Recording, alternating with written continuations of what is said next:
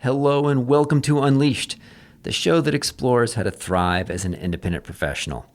I'm your host, Will Bachman, and I'm here today with James Richardson, who's got a PhD in anthropology from University of Wisconsin-Madison. He's actually studying anthropology at Harvard while I was there. We overlap by a couple years. James is the founder of Premium Growth Solutions that works mostly with startup CPG companies, and we'll talk about that. He's the host of Startup Confidential podcast and is the author of Ramping Your Brand. James, welcome to the show.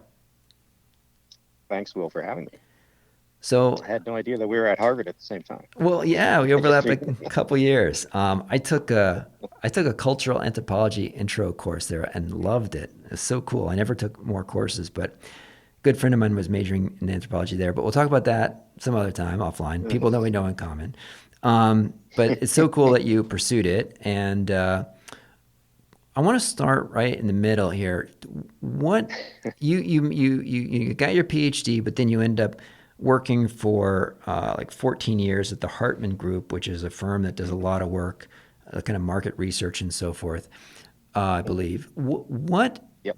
does a PhD in anthropology know about marketing and about symbolism and about what motivates us that a marketer who got a typical education with maybe an MBA or has been a brand manager maybe does not know. So what does your training and approach teach you about marketing? Um, it took me a while to figure this out. I have to confess that, Will. In the beginning, I was as lost as your brain is right now trying to figure this out. So I, this is what I've distilled, I guess.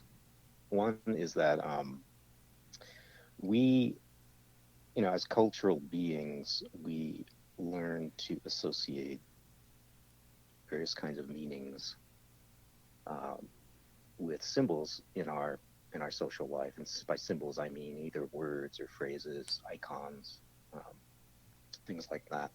These are the things you and I don't actually spend any time thinking about because we just know what they mean, what we think we do. So, in a sense, if you boil it down, we're as anthropologists are experts at sort of decoding meaning in society, how it works.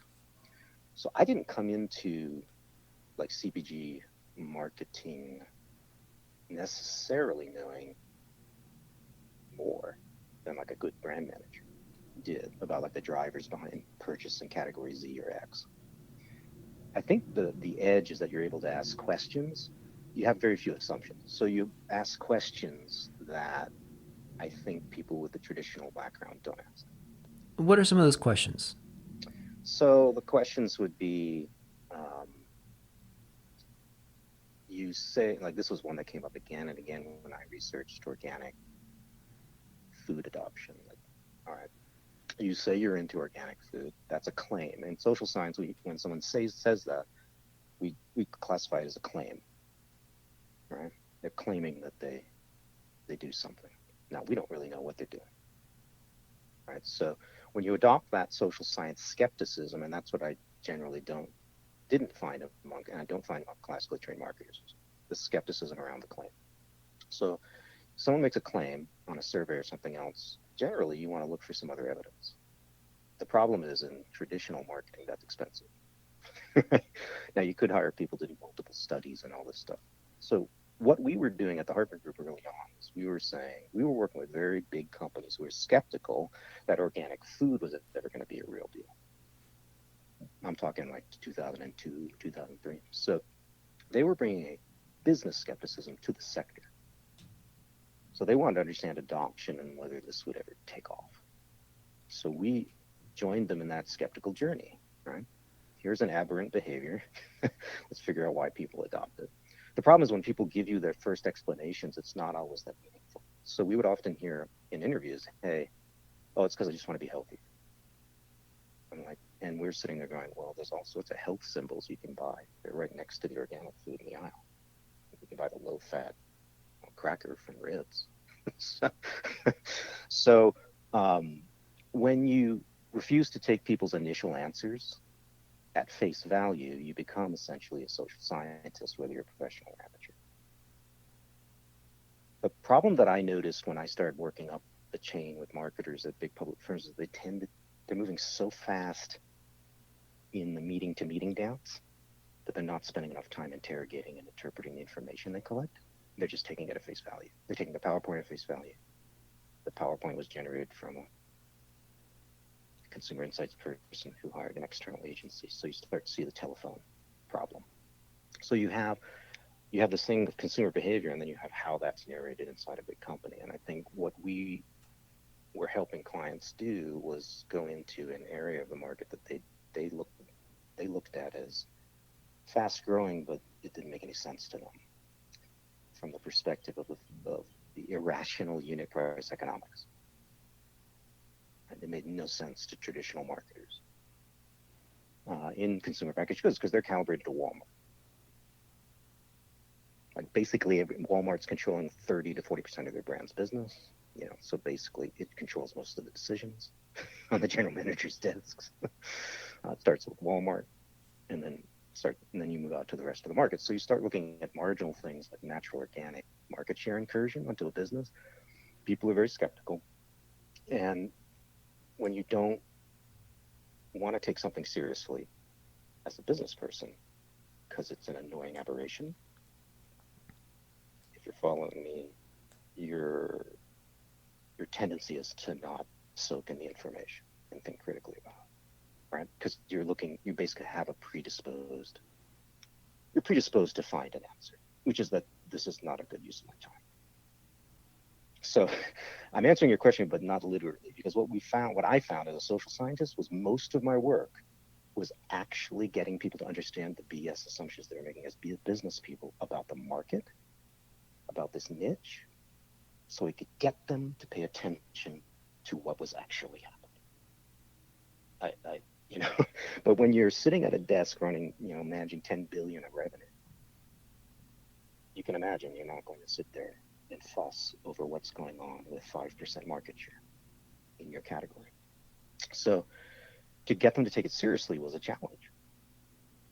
And so what I learned as a social scientist, which it wasn't a huge surprise to me, but I think how much time I had to spend in meetings, I think, on it which was one thing is to do the behavioral research and to do it really well. The other thing is how do you communicate that research to people who I think quite rightfully are full of assumptions about what matters in terms of information about the consumer. So if I a big think company, what doesn't matter is what's going on in the premium end of the market, because the average market share is 12%. So if I and think sometimes it's 1%. so if I think about like my mental model of how anthropologists work, I'm thinking about asking people about sort of kinship networks and mapping those out in detail for a village. I'm thinking about sustained observation of people in their environment. So it might mean like living with people or living in the village sort of for a sustained period where you watch people, how they go about their business, or maybe. And I've done all that. Yeah, and you've done that, right? And what was your PhD research on, by the way? I studied public identity expression amongst a highly stigmatized, closeted group in southern India who were educated untouchables.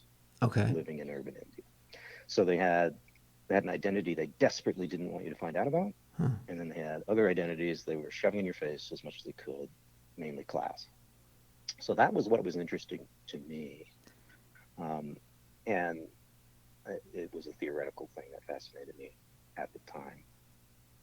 One of the things that carries over from community studies that you're just referring to, because most of anthropology is built on in-depth, small-scale community studies. I did it too for my dissertation because my laboratory was a suburb, right, in this Indian city.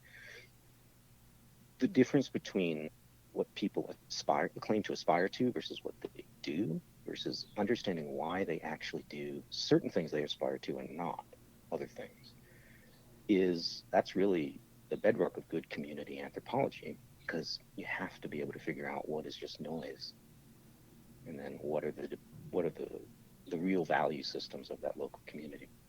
It's really no different than what I was just talking about in terms of why do people adopt organic food. You've got to understand um, what are the portals to that world, what are the drivers, and where are they going to make a claim that they aspire to something. uh, in the interview, that has nothing to do with behavior. So the method we used was called it is still used by many other firms, is the pantry tour.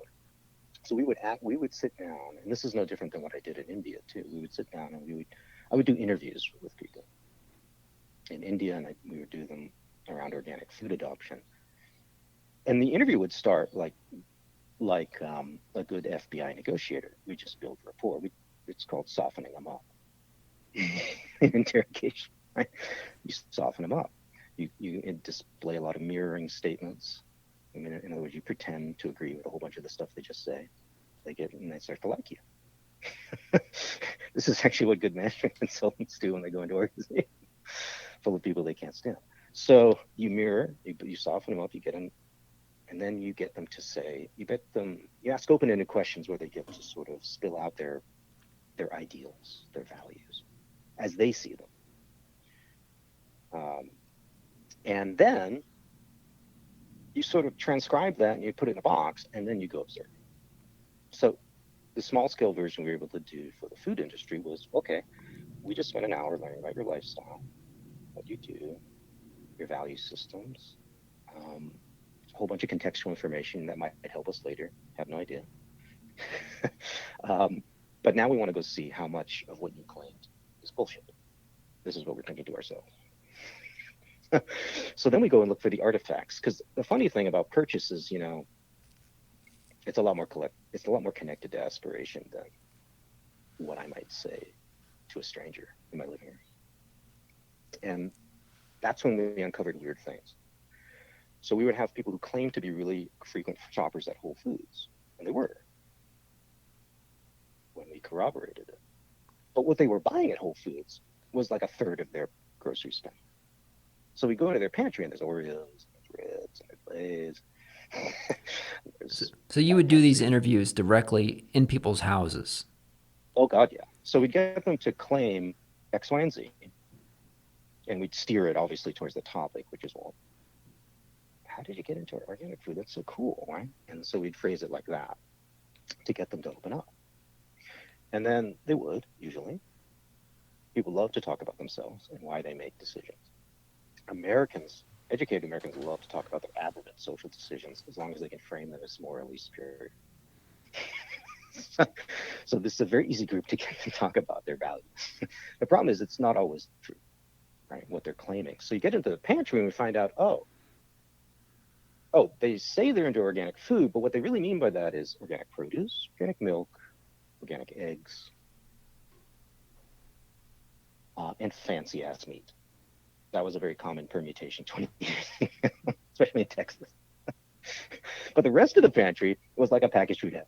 Mm-hmm. Mm-hmm. It's just, and then during the pantry tour, we would see, now we've got an hour and a half of report, and we've been buttering them up. At least I did. So now we can start challenging them. And so this is where we had to take what we'd have done at community study, Will, is we would have just done an hour, we would have done an hour interview, and I would have spent 18 months observing their behavior. And that's what I did do. So we had to develop a concentrated way to sort of get that measurement between aspiration and behavior figured out in 2 hours. So we use the artifacts to create a counterpoint. So, hey, I noticed you have Oreos. Who eats the Oreos? Oh, I do. Oh, that's cool. So you can see where this would go. So then, this information led to category-specific adoption findings. And that's where we learned that some of our earliest packaged food clients are actually correct. The symbols of purity, like organic, are very niche, and they're very late to be adopted in highly processed packaged foods. and I would tack on personal care as well. 20 years ago. So then that's what people wanted to know. Like, oh my God, do I have a problem? Do I have to do a line extension? That's basically what they're asking. Mm-hmm. That's the business question. Do I need to do a damn line extension? And some did, like Frito-Lay went out really early. And the reason they did that has to do with the dynamics of how profits made at Frito-Lay at the household level and by who. And it's made in family households, and the families were starting to convert to organic. And Frito-Lay just likes to be ahead of the market. They don't like to have a problem with market share. So they're a brilliant organization at launching stuff 5 years ahead of when it's due from a business perspective. And they have a company that allows people to do that, which is rare in CPG, which is mostly a reactive industry, in my opinion. And that's why Frito-Lay still has 85% market share. Because they're always ahead, right? So I think and they were early to use social scientists as well to inform, not to inform silly stuff like the ad campaign, but to inform strategy. Yeah. Because it's about figuring out, oh wow, we make a ton of our money from affluent moms or with 4 to 5 people in the house, and they consume a ton of Lays, right? We cannot afford to lose 10% of that business. And smart people at Frito-Lay can see those early signals. So they were one of the first brands to actually hire the Hartman Group and other folks to go in and figure out what's the issue here. And you'll notice that today Frito-Lay is a 100% Whole Foods ready, UNFI ready, natural business. And it was not in 2002 when I started in this industry. It had trans fat oils in it. So, that quietly happened, right? So that's one way you can make a very big business decision based on getting way ahead of where a high value consumer base is going. But you got to be open to the information, right? You can't be the cranky guy. My favorite is Sarah Lee, the cranky Sarah Lee general manager. Literally, when we work with folks like that, they just challenge everything we say. So what you're describing, kind of that in-house visit, I can see how that very tightly ties to a kind of anthropological approach and training. Are there other aspects of anthropology that you've brought over, or that you see people applying? Like, one of them I haven't, in particular, I'm curious about is, I think anthropologists are particularly attuned to culture, particularly as it expressed in sort of stories or symbols in that community that tie that community together. Talk to me about that a bit, about sort of symbols and stories. I think one of the things that I encourage founders to do, because I work mostly with early stage, fast growing companies, is decoding the one or two lifestyle occupational subcultures in America that their brand's already speaking to, that they didn't realize, that they now need to create sort of a tribal focus and obsession around. And you'd be surprised, not all companies that grow fast have figured this out. Can you give me an example of what this looks like? Well, we had, let's see, I'm trying to think. My friends at June Shine Kombucha are doing really well, and they built that business in San Diego deep into the 7 figures in one city. And they did it because the founders are surfers. And you might imagine the surfing community happens to be one of those recreational communities that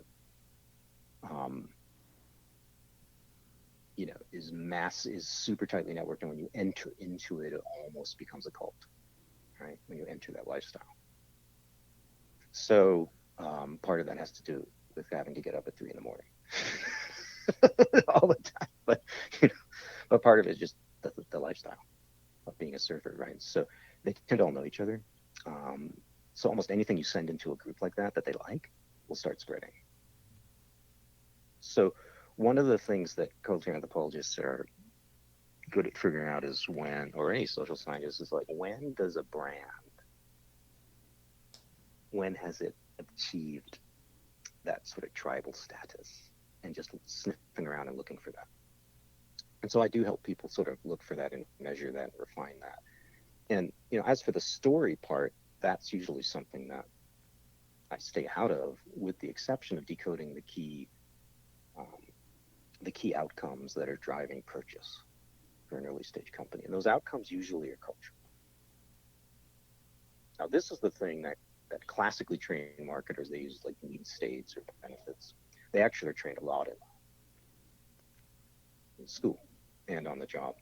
How do we find, the need states or the benefits that our brand can be associated with? Um, the interesting thing is that uh, my experience, at least, that has less value for $1 billion business. Fine tuning them, it has enormous value for a $10 million startup. And the reason for that has to do with the power of persuasion in human societies. So if you've got something that's coming into to any kind of social group that's new and marginal, it's got to be processed. And at first, it's weird. Then the weird has to be determined, has to be processed. Is it bad weird? Like, is this a threat, or is this something that it's weird, it's foreign, it's alien, but we can make use? And this, in food culture in America, this has happened hundreds of times as immigrants have come into the country. Right? So one of the number one dinners in America is pasta. No American was eating pasta before 1900 on a regular basis. We know who brought it here. So these things have all happened before, but you have to have a way to ask questions about the symbol to see whether or not it's weird or stigmatized. So I help founders with that, because sometimes they put stuff on their package which means a lot to them, but it's actually really, really freaking weird, like weird and off-putting. Humans hate new symbols and anything new when they can't make meaning of it. If they can't make sense of it, it becomes a threat. This is primate biology. Right? It's millions of years old. So you've got to make sense of it, and then you can determine, you can become comfortable. You may not like it, but at least you'll be comfortable. It's the same thing with startup brands that I work with. When you're bringing in new symbolism that's alien to the mainstream sort of Walmart shopper, you got to find a group of people that are predisposed to being able to make meaning of that symbol really quickly. So an attribute like kombucha, which is really a category, but originally it was just an attribute in the tea category. Who's going to make sense of that first? Well, it was specific subgroups in Southern California. And this has all been studied in sort of history, but you can actually see this going on in businesses in real time, because you can go out to your fan base and you can do very simple open-ended surveys and sort of collect information on who is buying your thing. And if you can put that puzzle together, you can discover things like Kind Bar, for example. When I talk about my book, they discovered early on, which is that there are all these yoga teachers in the late 2000s who were buying Kind by the case. They were handing it out at the end of their classes. They were selling it in their yoga studio. And Kind Bar picked up on this, and you know what they did? They hired them. They hired the yoga teachers, because a lot of yoga teachers at that time were part-timers. So they had lots of free time. So what did they do? They hired them to go do field marketing. They hired their fans, who were recreational influencers in a growing fitness industry, to be their field marketers. Very different from if you go to a field marketing agency and just hire some dude or female who just switches t-shirts all day. This is someone who really likes your brand, right? And they know why they like it. They have specific outcomes. And I'm circling back to the outcome thing. So once you can get to that tribe, they will tell you spontaneously the killer outcome. And that's what's in my book, the killer outcome that's making them go from trial to buying cases of something. And I wrote my book, Ramping Your Brand, about this whole process, because I try to help founders create it so that they can grow exponentially. And the exponential growth, it sounds maybe over idealistic, but to me, it's really like, if you want to scale your business, this is the path that the data shows you need to take. Because if you grow any slower, you're going to get taken over by someone else who's going to take the idea from you. From your book, Ramping Your Brand, Yeah. what are two or three of the key messages that you'd want to communicate to, to your ideal audience? Sounds like your ideal audience for that book is people that are running fast-growing consumer packaged goods startup type companies, trying to grow those very quickly. What are some of the key messages that you have to share with those founders? Understand the difference between growth pace, and the pace to scale. And I'll be honest, that's hard for some management consultants to figure out because they tend to be trained on big business. So the exponential curve that's the foundation of the book is one that it's a curve in which everybody poo-poos what's going on in the business in the first 5 years because there's no scale. It's doubling every year, but there's no scale, so everyone ignores it. Now that's the strategic asset that an exponential growth business has, is that everybody's ignoring, which is what you want. You want to essentially be hidden, at least from the biggest players. Okay. So being able to be patient enough, Will, to grow fast, but scale slowly. So that's a really big point. The second point is, I'm sorry, I don't quite get that. I'm sorry. Grow fast, but scale slowly. Could you break that down for me a little bit? So growing fast, doubling your business every year off a small base doesn't take you to scale very quickly, right? If you start at, say your first year was $250,000, right? You can open up Excel and see the numbers for yourself. It's going to take you 7 to 10 years to get to $100 million if you're doubling every year. Yeah. That's a slow pace to scale for most people listening to this who are classically trained and who may have worked at a public company and done product launches. You don't get promoted at PepsiCo for a launch that goes to 1 million that keeps doubling every year. You get shunted around the corner to trash collection.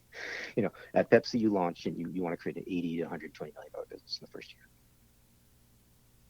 Right. So But your point is not growth. That's instantaneous scale. That's not a growth business. Right. And your point is, for a startup, getting to 100 million after 7 years would be great. It's very rare, Will. But it's the absolute. It seems to be the eye of the needle you want to get yourself through, because when we looked at a case study set, which is not statistically sizable enough at the time, it was about 200 nine-figure premium business, natural organic businesses that had gotten to 100 million plus. Some had gotten to $1 billion. When we looked at that, 200 or so, and reverse engineered how they got there, 3/4 of them grew exponentially. So part of it was sneaking up on the market. Part of it was that they were built correctly. So that's my second message, was this issue of creating a product line which is so well positioned in its innovativeness that it generates phenomenal viral memorability. People talk about it immediately. They talk about their friends. They talk it up in their tribal networks, right? If you can launch it in a tribal network like surfers or yoga teachers, they're going to talk it up if it's really good. If you launch it into a group of market researchers who don't talk to anybody, it won't go nowhere. So, just to make fun of my old colleagues. So not every social network is useful, right? But some are just really good. And so what if you can find that tribe, yeah, if you can become memorable in that tribal group, you get something called word of mouth marketing, which is free. What are some of the case examples you like to share for that kind of? The big ones are Vita Coco coconut water was done this way. Vitamin water was actually built this way, except it was so long ago that nobody remembers the journey to 100 million in Southern California. But it was done through aggressive field marketing. I don't know how much of it was based on social networks, but I know that Kind got going. That's how it got to 10 million. And my friends at June Shine are another example I know of. Some of the word of mouth is now happening online. Right, so it's very easy for people to share like a funny video on YouTube without even much of a story, right? So just let the video do do the marketing for you. But this issue about being memorable is, I mean, it's very easy to say and write, but it's actually very hard to do because people are salted with so many new products. So if you can design something that's going to really, it's almost tailored to a specific group and the kind of, and an outcome that they care about, right? So Vita Coco was trying to remember which fitness subculture got that thing going. I'm blanking. But it was definitely one that was oriented to hydration in California, and I think that they were offering them a new, modern, cool way to be hydrated, right? Talk. Because coconut water is naturally an electrolytic Yeah. drink. Let's So, let's start about let's talk about your podcast for a minute. Your podcast is Startup Confidential. Been doing it since yeah, 2019. Talk to me about what sort of impact that podcast has had for you. Has it, right. directly resulted in? I mean, and the kind of folks that you interview are potential clients, right? So, have you, found any clients from your guests, or have you found clients from people that they referred to you or that were listeners of the show? A lot of our listeners are, might think about potentially starting a podcast, as a business development approach. What's been your experience? So it's been very positive, and I'll be really honest. This is one of those things I write about. I have a whole part in my book called "Managing a Small Experiment," which is like the beauty of not scaling too quickly is it gives you a couple of years, it gives you years to figure out how to fine tune your business. And mine's no different. So I went, here's why I started a podcast. I started a podcast because the traditional B2B networking venues, channels, social networks that existed in what they call the natural products industry, I was shut out of them all.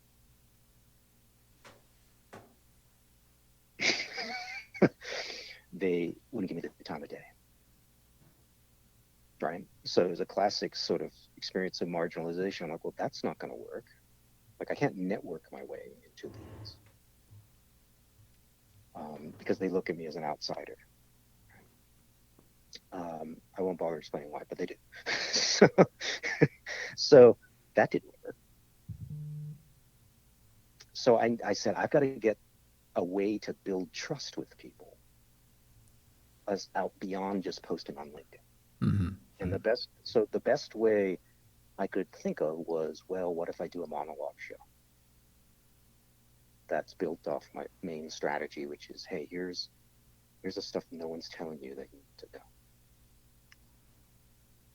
So I took, I'm exaggerating a little bit, but I took the rejection of, and I'm talking about like the trade shows and all the places where consultants in my bizarre industry go to find business, right?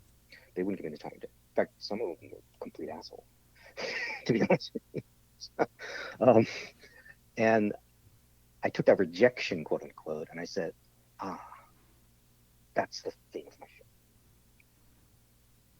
There's stuff you need to know. People are not telling you it at the primary venues of information sharing, like the keynote at a trade show. You're not going to hear the stuff I'm telling you is not what you're going to learn there. And so it was all about how can I create a stream of content that would captivate people because no one else was willing to do it, right? And that would bring in the audience, and then hopefully it would build trust in me that I'm on your side. So that was the goal, was how can I get in front of folks and get them from knowing about me, reading some posts, to saying, I trust this guy. I'll give him my email address, his list or whatever, right? So I guess you would call it, classical marketers will call it a middle of the funnel role, right? How do we move them down towards purchase?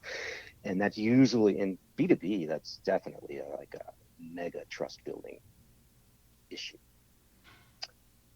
And I had been reading about podcasts as this way to literally, it's almost like a bedtime, it's like bedtime story reading, right? You get inside your lead's ear and you're like, it's like you're talking straight to them. It's like, even if it's only 10 minutes like mine. My podcast is short form, it's a snack size. Because it's mainly monologue. I do have guests. I have about 2 to 3 guests, but the problem with guests for me, I didn't want a guest-driven show because it's a lot of work. Um, I'm also, as you probably have already figured out, I'm super picky about who I think is an expert. uh, and to be honest, there just aren't that many people. There aren't enough people to fill years of shows. Because I want the best of the best when I bring somebody on. Yeah. And Like what's been the absolute. impact? Have you So had people reach out to you from the show or? absolutely. I mean, almost everybody who hires me now, it's like I've been listening to your show, and it's definitely been working with the trust building side. And what I found was, Will, it's bringing me the people that I didn't realize were perfectly adapted to working with me. These are people that are these are new to the industry. They don't necessarily have MBAs. Some of them do, but they don't necessarily have them. They're new to the industry. They they realize that it's very complex and there's a lot of stakeholder BS that they're being fed. They don't know how to get past the BS. They would like a guide. They want to professionalize. They work really hard. And I would say this is probably only about 10%, of the folks in the 7 to 8 figures. There's a lot of people in the early stage companies, they're happy with a $20 million business, so they're not going to become my client because they don't want to grow. If they can keep it at 20 million, they're happy. But the folks that come to me really want to scale, but they don't have the prestigious venture capital firm with some rock star CEO or something. So they're the ones they feel lost in a sense because there really isn't anyone who's speaking to them. That's what I accidentally discovered. And they end up being the perfect clients for me because they want to professionalize. They already work hard. They have a good product. All right. Fantastic. Well, So yeah, it's worked really well. I think the challenge is you actually have to put like 2 years into it before you start seeing start results. to see, before you start getting enough anecdotes like, hey, I was listening to your podcast as you're talking about business. So it takes a while. I mean, what was I this summer?